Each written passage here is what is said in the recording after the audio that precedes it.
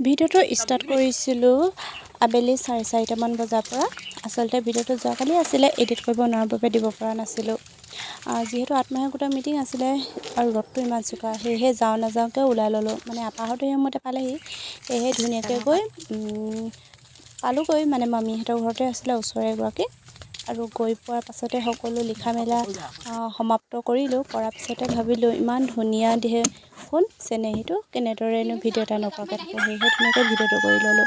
আৰু এইফালে আমাৰ আকৌ গোটত থকা দুগৰাকী আমাক বোলে নুতুলিবা দেই, ধুমধাম লুকাব ধৰিছে।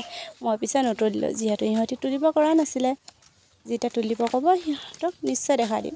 আৰু লগতে মামীয়ে এফালে পিঠাৰ লগত ধুনীয়াকৈ চাহখিনি লৈ আহিলে। আৰু এই পিঠা দেখি পিনে নোখোৱাকৈ কেনেদৰে থাকোঁ চাহটোপা। আৰু এইফালে ধুনীয়াকৈ চাহটোপা খাই সেউজীয়া পথাৰৰ সেউজীয়া ধাননি ইমান ধুনীয়া দেখিছে ৰোৱাবিলাক। আৰু কিনাই কিনাই গুচি আহিলোঁ। ইমান যে ভাল লাগে নহয় এনেদৰে।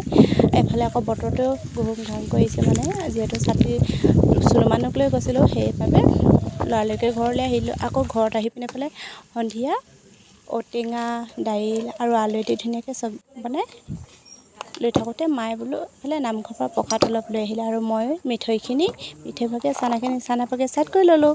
লগতে মানুহজনে মাংস অলপ লৈ আহিছিলে। এইফালে চব্জি বনাই আছোঁ, ইফালে দুইফালে কাম কৰি আছোঁ। আৰু লগতে এইফালে চব্জিও যিহেতু হৈ গ'ল, আৰু সকলোৱে ভাত খাবলৈ বাবে ধুনীয়াকৈ তলতে বাঢ়ি ল'লোঁ। আমি পিছে সকলোৱে এনেদৰে ভাত বাঢ়ি পিনে খাওঁ দেই, পিছে ভুল নুবুজিব আৰু।